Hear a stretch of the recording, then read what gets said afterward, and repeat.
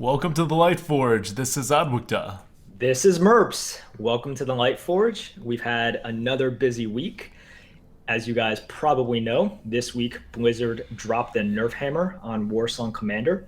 And instead of giving minions under 3 attack charge, it now gives not much. I think that's a I pretty appropriate description. It gives was about not to say, much. what did it do again? I forgot what it did. It gives charge minions +1 attack. So it's there. It's neck and neck with raiding leader. Some might say it's a worse raiding leader, but Adwicta, you've been pretty busy. You tend to have your opinion on this matter, right? I do have an opinion on this matter. I think I have opinions on all matters that's arena related, and I think one of the problems is that this nerf was arena related. I don't think it was meant to be arena related, but that's kind of the issue here, right? So the Warsong Commander gets its Yeah. nerf, and in the arena it is still going to be offered, whereas in ranked it'll just totally disappear, and it kills a deck and nothing else is going to change. But in the arena, every time a pick is offered and it is the Warsong Commander, you could have gotten an okay card, but instead you have to pick one of the other ones, which just to start, right, it reduces the quality of your deck, but even more than that, it reduces the directions you can go with a deck, because now you're forced to pick one of only two choices that may be good or bad. But more importantly, you've limited your selection in how to make your arena deck into more control or into more tempo or into more of a combo thing. And it in and of itself destroys a combo element, which, the structure of the combo element in arena and in rank, that may have been necessary when it comes to balancing it. It really does. It crowds the design space, right? When every single time you put out a 3 attack or lower neutral minion, you have to worry about the Yep. Warsong Commander for ranked. But I think what the obvious solution to do this for this, if you want to make arena okay and then destroy the card for ranked, is to either lower the mana cost in compensation or to raise the stats in compensation. And instead, what we got was we got a very soulful response of keeping the soul of the card, which is that Warsong Commander is a 3 mana 2/3, and we kept it intact. And so it's not good for arena balance, but at least the Warsong Commander got to keep its soul intact, and that was the actual response that I am not in any way making up. Yeah, it was a puzzling response, and we understand when the community is angry, Blizzard has to respond in a certain way.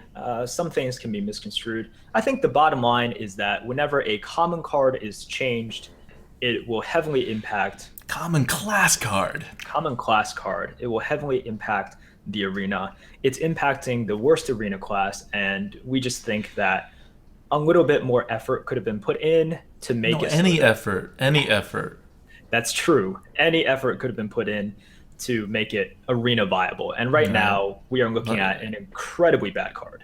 Yeah, I mean, what I was proposing was like a 2/4 or a 3/3 instead of a 2/3, because that would still be bad, right? It'd still be like 40 ranked or something like that on our tier list. But that's a card you're going to have some cards in the 40s in your deck. You're not going to have any cards in the. It's going to be a 12, by the way, if you guys are wondering. It's going to be a 12 on the new tier list, and it's sad. And the sad part is that it's two parts, right? Like, you could have taken this as an opportunity to actually make the warrior better, because God knows it's going to be hard in the next expansion to make the warrior better in one expansion with like one common card and one rare card at most, right?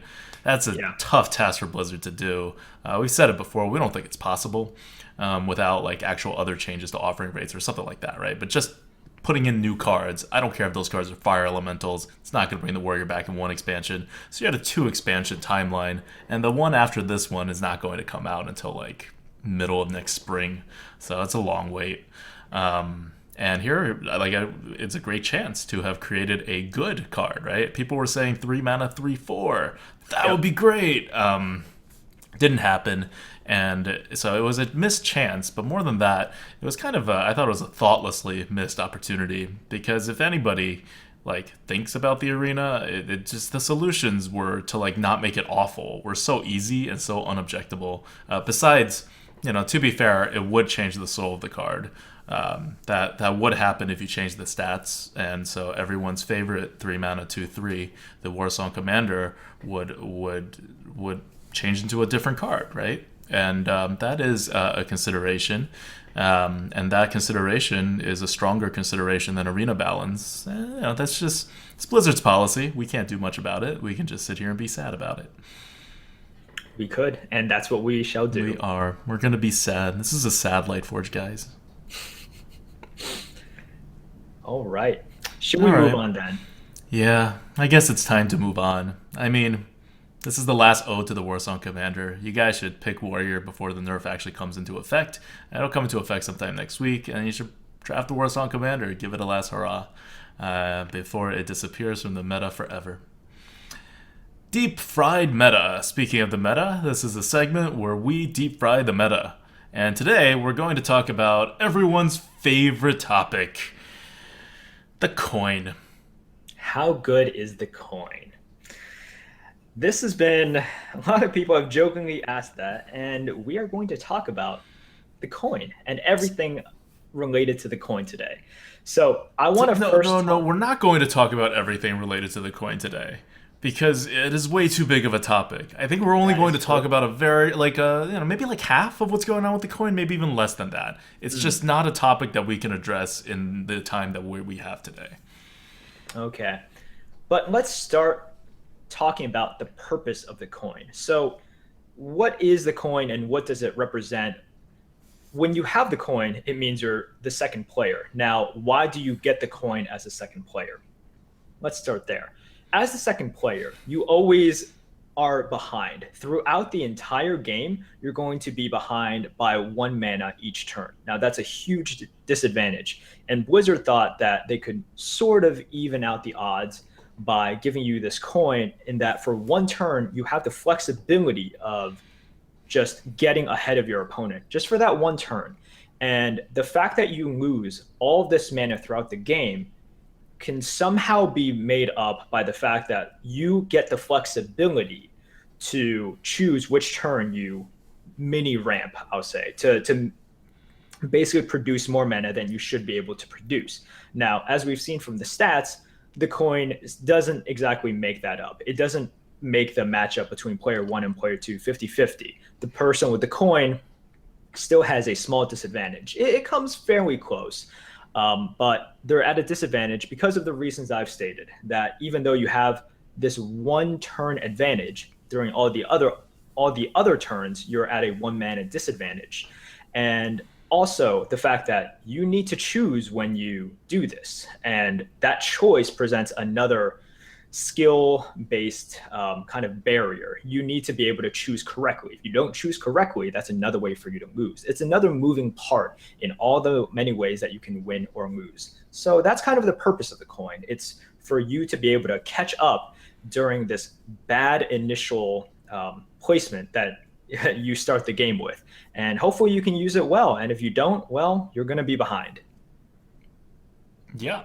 And again, that's how you have to approach the use of the coin. It's the one shot that you have to kind of be okay before player 1 completely overwhelms you. And so you got to make it count, which is why sometimes you see players like just save the coin for a long time, even though you could get a little more tempo if you use it a little earlier. You really got to pick the right moment. And we're going to break it down for you into very specifics. So let's see what happens when you use the coin. The most popular time to use the coin is on turn 1 as player 2. So turn 1 goes by for player 1. The board is still empty. No one plays a 1-drop. And then it's your turn as player 2. You don't have a 1-drop, and you coin out a 2-drop with another 2-drop to follow up. Let's just keep things simple right now and say it's like, a raptor and a croc. So you coin out the croc. You almost always coin out the 2/3, just because the 3 damage will do more later on than initially. Some consideration if you're afraid your opponent's going to ping or something, but generally you coin out the 2/3 over the 3/2. Anyway, back to the actual coin thing. What happens is you coin out the 2/3, let's say. Your opponent plays, let's say, it's then your opponent's turn to play a 2-mana card. They play a 3/2 or whatever. It trades, and then it's up to you again, and you play your 2-drop. Now it's a 3/2, it's a 2/3, it doesn't even matter. Your opponent is now on his turn 3, which means a 3-drop is going to come down. Now, what's a 3-drop going to do to your 2-drop? It's going to destroy your 2-drop. It's just going to absolutely wreck your 2-drop. It used to be the case that it didn't, but now it's just going to happen. Scarlet Crusader, Harvest Golem, Ogre Brute, Spider Tag, just whatever. If your opponent has a halfway decent 3-drop, it's going to kill your 2-drop.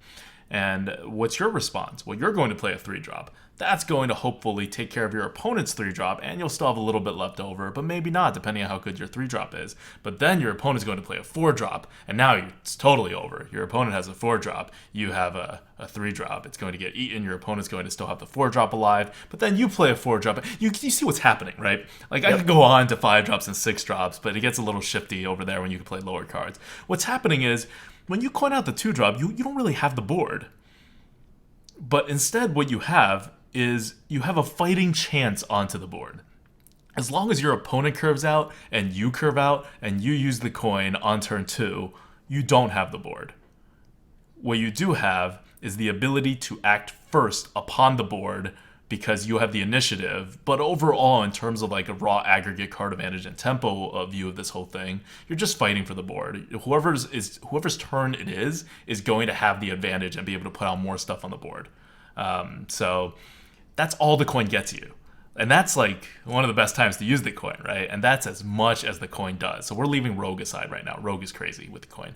But that's all the coin does. And I want to really stress how little the coin is able to accomplish, because this is like best case scenario with the coin. Yep. So now that Adwicta painted this bleak picture of, okay, even if you're using the coin in this situation that a lot of people use it in, what's the point if we're just going down this pathway, this kind of mathematical pathway that Adwicta just talked about? Why do you still coin out the 2? And it also goes back to initiative, like Adwicta talks about. It goes back to initiative. It goes back to the flexibility or the choice of smoothing out your curve.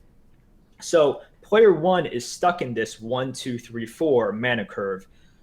And when you coin out the 2, you're obviously not going to coin it out into nothingness. You're not going to coin it out and then on turn 2 just pass. So assuming that you're coining out a 2 on turn 1, you're following up with a 2, and hopefully you have a 3 in hand, or you can combo like a 1 mana card plus your hero power on turn 3. So by doing that, you are saying my curve is going to be okay. You're going to force player 1 to curve out. So you're putting that curve pressure on player 1, and you're also putting the pressure of, not really pressure, but you're putting yourself in the advantage of having the initiative. And you're saying this is going to be worth using the coin. Whether that's true or not, that's based on how the game plays out. But that's the advantage that you bring by using the coin on turn 1.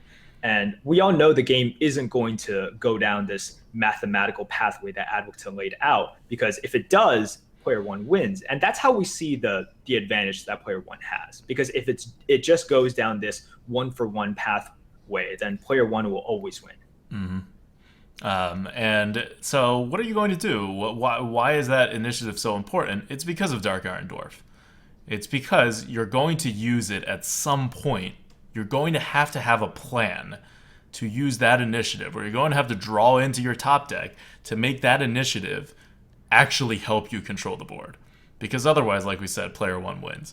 So when you're using the coin, you don't just think like, how do I, obviously you want to curve out on your mana. You don't want to float any mana around. But even beyond that, you want to think about, what is my position on the board? What is the change on my position on the board when I use the coin, and what can I do because of that? How can I take advantage of that to actually take the next step? Because without the next step, you're still screwed. You're waiting for player 1 to catch up to you. And at one point, player 1 will, and then player 1 will kill you. The other alternative is to use player 2's advantage in this very short period of time to push a ton of face damage. But in the arena, the window is way too small for even a very dedicated face deck to accomplish that very well. And that's also one of the problems with face decks in general in the arena, is that when you get the coin, you're kind of screwed. Let's talk about the other way to use the coin, which used to be a lot more popular. In Classic, I think it was like happening half the time, and now it happens very rarely, I think, which is that you play a 2 on curve to your opponent's 2, and then you coin out the 4 and another 4.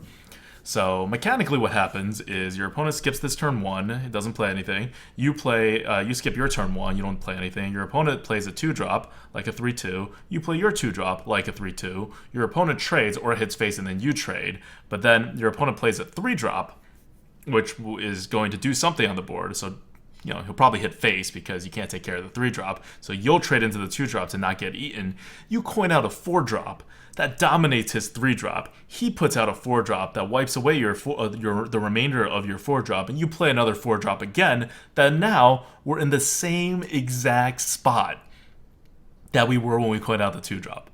The same exact spot. Nothing has changed. This is not superior or inferior to coining out the 2-drop. The only difference is that for 2 more turns, you do not have the initiative. That means you don't have the initiative when you put out your 2-drop, and you don't have initiative when you coin out your 4-drop. You will start having the initiative when you put out the next 4-drop, because that's not going to die, assuming it doesn't die.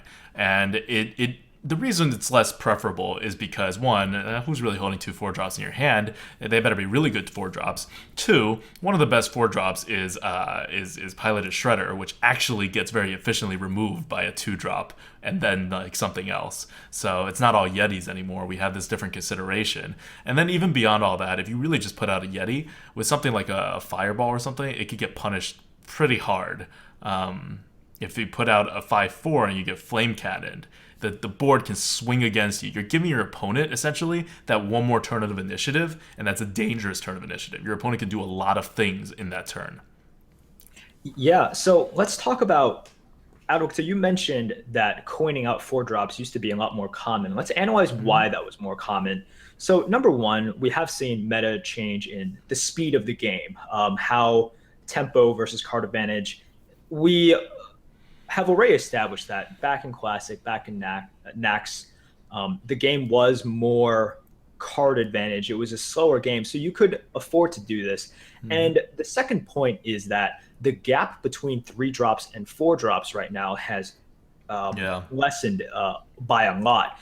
Back when you coined out a 4-drop back in Classic or Nax, so we talk about coining and you gaining this 1-mana advantage. Because 3-drops were so weak, you putting out a 3 would be equal to you putting out a 2. And if you analyze the meta, a lot of times people just played it 2 on 3. So by coining out a 4, you actually gain 2 mana worth of advantage. Sometimes, not all the time, but it's a bigger gain for you. So by doing that and also planning out to coin a 4 into a 4, you project more value out of the coin than what you would usually get. So it was a safer move, and it was a more value-oriented move at the same time. Essentially, there was a value gap in 3, and this move took advantage of it by establishing yourself on 4. Now there's no more value gap at 3. It's a smooth continuum, and so this move lost that aspect of its advantage. And I think what's very important to do is you have to think about what cards are in your hand, right? If you want to do 2, 2, 3, 4, you have to have 2, 2, 3, 4 in your hand. And if you want to do 2, 4, 4, you just have to have 2, 4, 4 in your hand, which means when you're constructing your deck, you can make a bigger deck. You not only don't have to put in crappy 3-drops, which would help your value overall to not have those cards, but you can use less 2-drops. You can have less 3-drops. You can focus more on 4-drops and cards above and beyond that. And so if your strategy is to try to do 2, 4, 4, you can build your deck in a way in which it will just have more value as the game goes on, so that whether you're player 2 or player 1, it ends up to your benefit. And that was something that you used to be able to do much better than now. Now when you're trying to do that, you're really giving up a little in the beginning in terms of initiative and trying to catch up a bit more on the board. Yeah, definitely. So without this huge gap in value between 3s and 4s, I know what some people used to do with the coin would be they would really like coining 2 into a 4/4, and they would kind of default into that and just say, oh, this is what I can do because I know that I can get value out of that. If you take that away and you take away this very, I don't want to say easy move, but kind of default move that people know is good, suddenly the coin becomes a more skillful card. You need to be able to recognize the best situation. You don't have just this one situation that 90% of the time is pretty good. So now by forcing people to be more skillful with the coin, it obviously presents one more barrier that they don't just have to play their cards correctly and attack correctly. They have to use this coin correctly as well. So it just throws another difficulty into the huge equation that is Hearthstone. Yeah. And so we're talking about the coins, and now you see a lot of people coin 3 drops, and we do it as well, even without like the initial 1 drop. And it's not the best. You want to coin a 4 drop if possible, because that's still a bigger swing, right? We talk about 3 drops catching up to 4 drops. It's still not as good as a 4 drop in terms of its value, unless you have like the spider tank.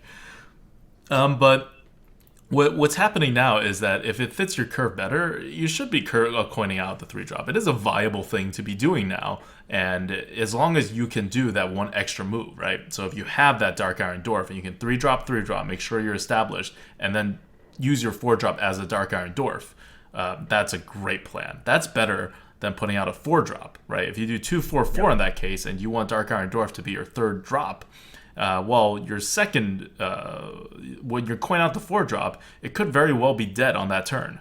And so then you'll have nothing to put out. Whereas if you coin into a 3 and then put out another 3, there's a very low chance that that 3 will be removed before you can buff it. So now coining out the 3 has become a viable solution. And the whole thing it's becoming more flat, right?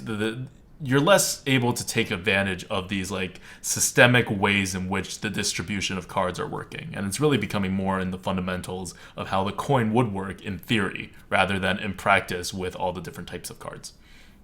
Yeah, I definitely agree with that statement. It's become less systemic, and it has become a test. And I think if you just want to give some basics and just say, for the people who are listening, they're like, well, okay, you make it sound like the coin is very complicated to use, and it requires a lot of skill. At the end of the day, you still want to use the coin to smooth out your curve. And Yeah, I so think we're that's the we're big always thing. assuming that you're smoothing out your curve by doing this regardless, right? No, in all of our Yes. assumptions, everyone curves out. Yes. So you definitely want to smooth out your curve, and then you also just want to think, am I getting some sort of advantage? Because sometimes you can coin into something that still doesn't give you any sort of advantage. So you want to just ask those questions. Am I smoothing out my Yeah, curve? And am I gaining some sort of advantage by yeah. doing this? Because it's entirely a correct move sometimes, not often, but sometimes, to just keep holding the coin. If you can keep answering your opponent's threat on the board and still keep something on the board so you have initiative, why waste the coin? You're just wasting the coin unless you need it to smooth out your curve or something. Instead, hold it. You may be able to either smooth out your curve later on, squeeze out a hero power, play that like 8 drop a turn earlier, like who knows, right? Just make sure you're actually getting value out of that coin, and just being able to put something like 1 mana more on the board than you were able to the turn than you're supposed to be able to is not necessarily getting value out of the coin. You need to link the coin with the purpose if you have like options. Now, obviously, if you don't have options, you need it to smooth out your curve. That's just what you do. Okay. Yeah. Question from the goat. Do we have one? Yes, we do. So, question from the goat for this week is: if you could transfer one minion from one class to another, and I only ask minions because I think spells would be too OP. If you could transfer one minion from one class to Sprint another, mage. what would it be? Okay, well, we're just going to get more sad now. Obviously, I think any kind of minion being transferred from one class to another would have to go to the warrior. Or it would be like to take a really bad card from the warrior and like transfer it into a really good class to dilute their pool. Like, You're maybe take poisoning another Warsong. class. Yeah, take Warsong Commander and like give it to the Paladin. Like, that would help, right? Is Uh, that too subversive? Am I allowed to take a Warsong Commander and give it to the Paladin? I don't know. It is showing something about you, right? This is one of those psychological tests that I think I mean, in tells a that lot case, about a you're person. you're removing a drag on the warrior, and you're adding this bad thing to the. So it balances on both ends, actually. I think if you're going for a more like traditional, like which class needs what, um, maybe like an imp gang boss to the warrior. Like just have a very Ooh. sticky, yeah, like a very sticky 3 drop that also has essentially like an enraged mechanic, right? Like it's basically an enraged mechanic, and it also gives 1/1s, which is something that the warrior is lacking to be able to deal that like ping damage to your opponent. So I think that would be a good fit. But I still like my idea of giving the paladin the Warsong commander. I like that. I think both are pretty good. Although I'm more in favor of not poisoning a class. The So my paladin deserves suggestion, it. Uther has it coming. well, my suggestion does knock Paladin down a peg, but my suggestion would be transferring the Murloc Knight from Paladin into Shaman. I think number one, thematically, it works better. Okay, yeah. Thematically, it works. Number two, Shamans always want this annoying ability to stay on the board. A lot of the good things that they do, Flame Tongue, Bloodlust, or a lot of things that they do in the arena, they need totems, they need bodies on the board to buff. They just need more options on the board because they don't have a ping. And by transferring Murloc Knight into there, it goes with something that they already want to do, which is totem. And it helps them set up a very annoying board. And I think part of the Shaman's win strategy in Arena is just to be annoying. So I think this could help them out a lot. And also knock Yeah, the yeah. Paladin down a peg. I was about to say, I like the fact where you take a Murloc Knight away from the Paladin. I like that much better than whatever is helping the Shaman. Yeah. All right, But okay. I think So, those are good. yeah, I think if we did these things, it would help arena balance. But more importantly, it's just a fun exercise. We're not like suggesting to Blizzard to actually do that. Okay, so let's go to we're giving a shout out to our patrons. If you don't know, we have a Patreon, not patron. Oh, patron's dead anyway. Patreon. So it's the way to support us. It's patreon.com/grinandgoat. And last month, we actually raised a little over $600 altogether, which is wonderful. And our top Patreons are 4P, which is actually Merps's girlfriend, Bangwin, HT Rajan, Talon Dragon, Ugbog, and Zeruvi. So thank you guys so much for contributing. These are the top Patreons, and everyone else as well. It all adds up to be this nice number, and we're hoping to raise more because our next goal, which is happening in like $50, is Merps will stream on Wednesdays now, which will bring our total stream time up to almost 6 days a week, like 5.5 days a week, which is kind of like a real streamer. So we're excited about that. And one more after that, like another 120 after that. The next goal after that is Twitch coaching from Merps, which is going to start. And if you're a Twitch sub, you can show up, and there'll be one day set aside where Merps coaches 3 people through like a draft and a couple games. And speaking of coaching, Merps, who are you coaching? Because we do have one patron drawing, like a raffle for a coaching session with you, right? Like a full coaching session, draft, full run. And who is our lucky winner this month? He prefers the name Phil. I can't give more than that, but I have been in contact with Phil. He exists. He is Okay. from the wonderful state of Hawaii, and we Ooh. are setting something up as we speak. Nice, wonderful.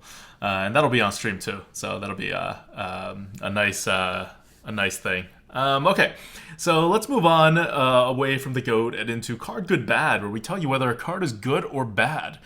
Today, our Card Good Bad is centered around the Hunter Face Traps, which is what happens if you're a hunter and you play a trap and the trap triggers only if your opponent hits your face, which is like a reverse hunter thing. So specifically, we're talking about bear trap, explosive trap, misdirection. Yes. Yeah. So in Card Good Bad, we say whether a card is good or bad. Now, I'll start this off by saying these cards are pretty bad. I was about to say, we could just end the discussion. These cards are bad. But let's go into why they're bad, because a lot of people think they're not bad. Yeah. So some people see these traps, especially explosive trap, being used to great effect in constructed. Explosive trap is a key secret that face hunters use. It helps push out extra damage. It also forces the opposing player to clear the face hunter's board instead of going face themselves. So it's a very key card in that way. But in the arena, a lot of it is just about how much tempo you put out. It's about the board battles. And by playing these secrets and your opponent not answering your secret by going face, you have just wasted 2 mana. You've wasted 2 mana. You have this one card that's not doing anything. And all they can do is just wait until they basically have won the game and then deal with your secret. After they built up the biggest board, then they, proc your 3/3 that they just easily take care of. Or they build up a board, they make sure that explosive trap is not that bad for them, and then they go face. So you can sort of delay them hitting your face by playing this, but that's not what you want from a card. That's definitely not what you want from a card. And sometimes these can have certain mind games attached to them. If they just have one big minion out there, you can play a bear trap or an explosive trap and fake the freezing trap, and that can have value in there. But lots of the times, it's really tough to get value out of these unless you have a deck that is specifically geared towards rushing them down or something like that. Well, yeah, and it's not like really difficult to get value out of these if your opponent doesn't know what they're doing. So if you're at like a lower wins, like if you're at like, 1 win, 2 win, if you're at like 2-2, even like 3-2, 4-2, you'll see people like walk right into these traps with no consideration and just be like, well, if it's that, it's okay. And sometimes that's the right thing to do depending on what your opponent's cards are, but generally that's not the right thing to do. You just kind of want to like sit there and like keep setting it up. Like, what's your opponent going to do? Hero power all the time? Like when you set up bigger and bigger and bigger minions until you can take care of anything he puts down, and you just like have the biggest tempo edge ever. Like that's not the right choice so for your opponent to do, which means it's the right choice for you to do. But some people are just like, well, I'm gonna hit the face. What if it's not an explosive trap, right? What if it's like, I don't know, a snipe? I don't even know, right? And they just hit face, and it's a misplay, but it's a misplay that's fairly commonly made, which is why these traps like, if you're at an average win rate, they don't perform too poorly, but you shouldn't come to rely on these traps in your play because the goal is to get a lot of wins. And so the goal should be to face people who would deal with these traps in a very intelligent manner and reduce their value, which means they are no longer that good. And we're always, it's kind of a weird thing to value, right? So if your deck is kind of like really bad and you think you're really not going to make it past 4 wins, then maybe Bear Trap and Explosive Trap are actually average cards, right? Yeah. But generally, if you think your deck is going to go far, or if you just want to learn how to play as if you were an infinite player and you're going to go far, or if you just have a really good deck that you know is going to go far or is very likely to go far, you want to stay away from these guys. They don't do the things that you want your cards to do. Yep. So like any card, almost any card in Hearthstone, they will serve some purpose in some very specific deck, but they are far from an always pick, and they're far from a far card from average. Yeah, far Just from average. Frankly, always below average. It's worth noting that Bear Trap did make Explosive Trap better. Yes. Because now, like before, you knew it was an explosive trap. Now it could be a bear trap, and you need like a second thing to be able to attack on the board, and it gets a little awkward. So that did happen, but the effect I still think overall is pretty small, and the amount of games you'll win because of it is going to be minimal. But it is a factor. Also, we are not giving enough love or airtime to the third card, Misdirection. But All right, that's a card. No one ever expects Misdirection. No one ever does. No. And no one ever expects eye for an eye. No one does. So you can have that. That is part of Misdirection's appeal, I guess. The fact that no one ever thinks that it is Misdirection. Then again, if you just look at the effect of Misdirection, I don't know how much the mind games will matter. All right. Yeah, like Misdirection is 2 mana. Like, what the heck? Okay, so let's go on to the class talk. We're playing Shaman today. We didn't have an Arena Coup last week, but we're going to go back to it this week because Merps is back from vacation. And what we had queued up was a Shaman. Now, yes. We had it ranked as, like, I think, like, the 5th best class. Like, right in the middle. And that was a while ago. That was like a month ago when we did the rankings. What do you think about that right now? Is it still like the 5th best class in the meta? Have we evolved on the issue? Has the meta changed? What's been happening? I hate Shaman. I'm just going to go out and say I hate Shaman. And it's so terrible because back in Classic and Nax, Shaman was my favorite class to play. It wasn't my class with the highest win rate. I think that was, just one of the boring top tier classes. But I thought Shaman was really fun to play, and it had such swing potential. And the swing potential is still there, but we've talked about this in other Light Forges as well. classes are expanding their arsenal. They are not the kind of two-dimensional classes that they were back in Classic and in Nax. All the other classes are expanding, and Shaman is expanding from its core as well. But it really sucks when your core is based on RNG and is extremely draft dependent. So other classes got consistent, sturdy cards. Shaman has now relies on this swingy RNG, draft dependent, draw dependent, like crackle dependent gameplay, and the ceiling is still quite You high. never want your gameplay to be crackle dependent.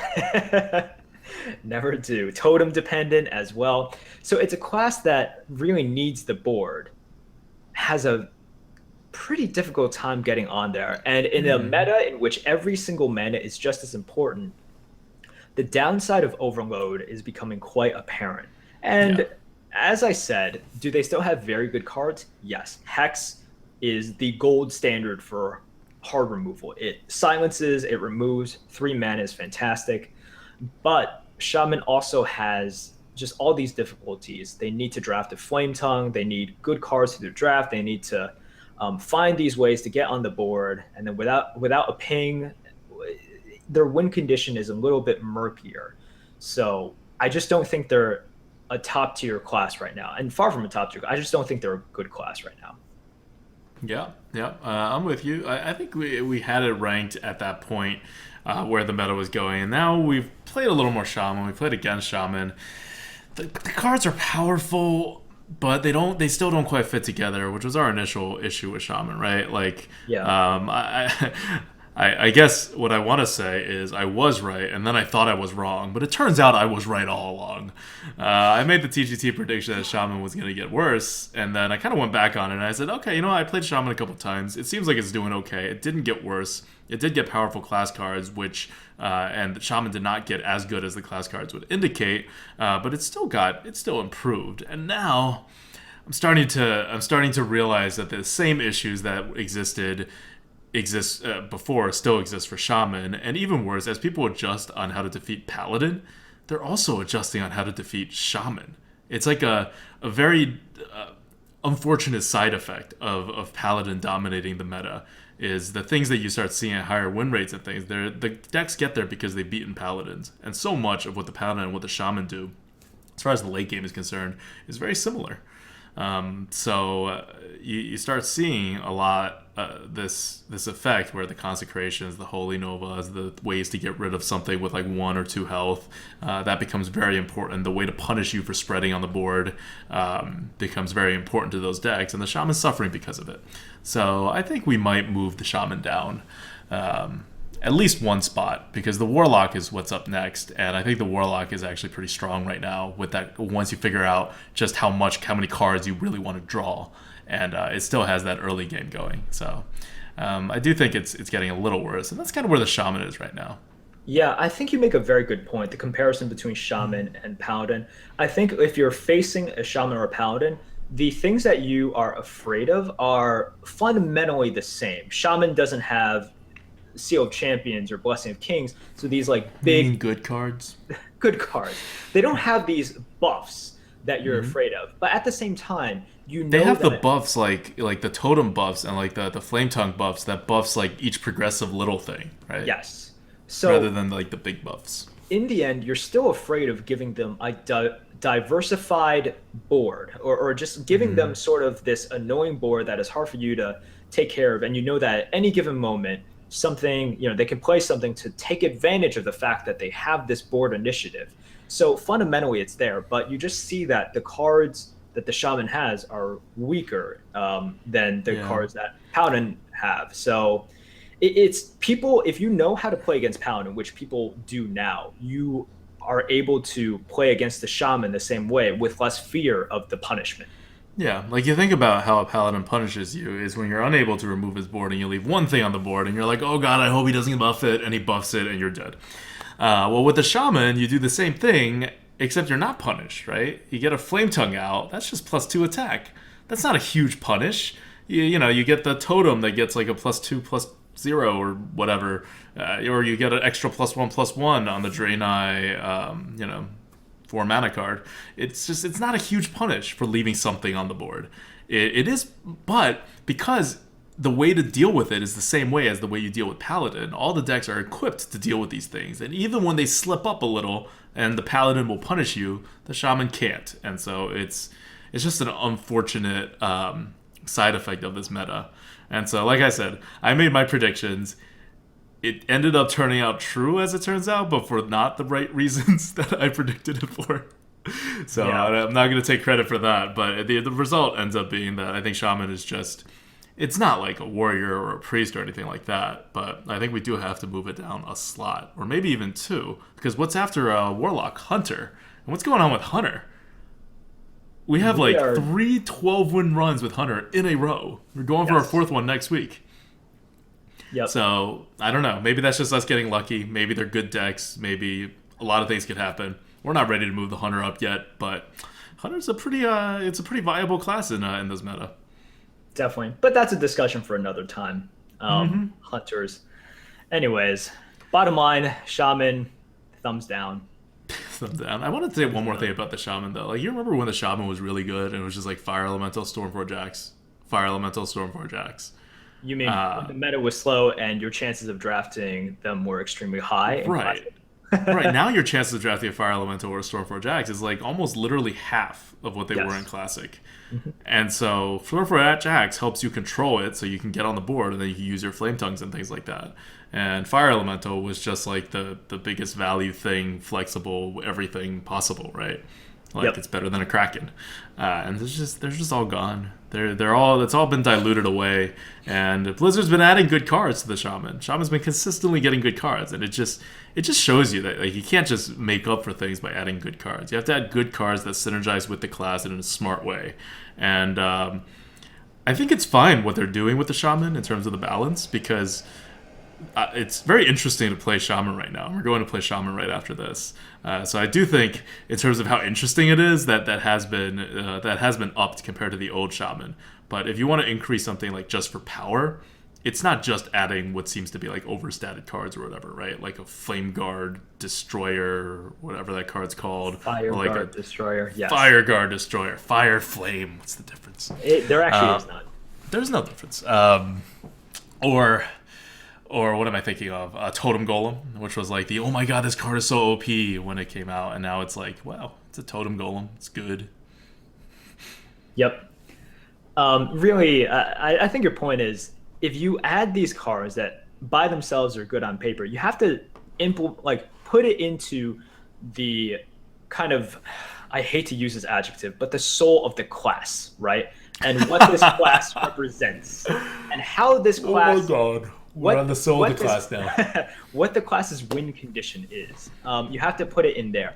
And for someone like Shaman, in which to this day I don't know if they what the just soul have of the class is? Yeah, I don't know if they have a okay. You can say that it's like overload, swingy, totems, lots of stuff based on the board. Right, and yeah, RNG. I don't know if that's a winning. It's a winning soul of the class. I don't know if that's a winning formula. I just don't know. So fundamentally, the Shaman is just better or worse than making warriors be the taunt people instead of druids. Well, look, they got crushed, and now you can say, "I will crush you before you crush." Right? I thought that was a huge buff to warriors. That was, but that's not the taunt mechanic. I find that like particular, like if we want to talk about soul of the class, I find that to be the weirdest soul of the class change, because they obviously started on this track with TGT where warrior is going to be the new taunt class, like taunts warriors, and another class has already taken it. It's the druid. Like, what are we doing? Are we switching it? Are we having 2 taunt classes? I don't know.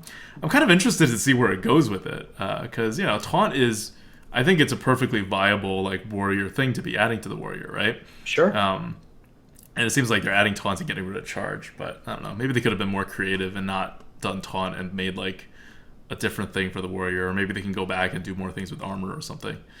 But what's the soul of the class for warrior? What's the soul of the warrior? To be a punching bag. All right, maybe. I was just hoping that wasn't the answer. Yeah, well. All right. Like we said, it's a sad Lightforge this week. It's a very sad Lightforge.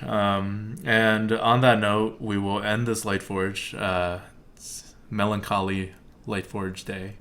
And we will do next week on a more positive note. Shady's Bunny's gonna be here. Shady's Bunny is a arena streamer, and he is excellent excellent arena streamer. I think he's one of the most like underappreciated arena streamers out there right now because of just the way he runs his stream, and even more than that, his freaking win rate. Like, people keep asking like who the best player is. I don't know who the best player is, but if you want to ask who has the claim for the highest win rate in TGT, it's Shady Bunny. I think he's at like 7.9 or like 7.8 or just some number that no one else is. I don't think anyone else is claiming. I could be wrong. Right. But at the very least, it's like very high, and the claim is definitely higher than what we're getting. So we want to talk to him. He has a very distinct style. He has a very aggressive style, and he does not play all classes evenly. So that probably contributes to it a little. It allows him to focus in on a particular play style, and that play style, the more aggressive play style, is working in TGT because everything slows down a bit. You go a bit faster. That's a good zone to be in. So we'll get him to talk a little bit about his playstyle, a little bit about his record, and just playing the arena on a very high level and a very consistent level, and being aggressive. We will also do the next card, Good Bad, which is going to be Mad Scientist. And we're going to do it for each class, or for like 3 classes, because we know that it's a bad card for the other classes. I hope no one thinks otherwise. And so once again, thank you for tuning into the Lightforge. This is Adwicta. This is Merps. Take care, guys.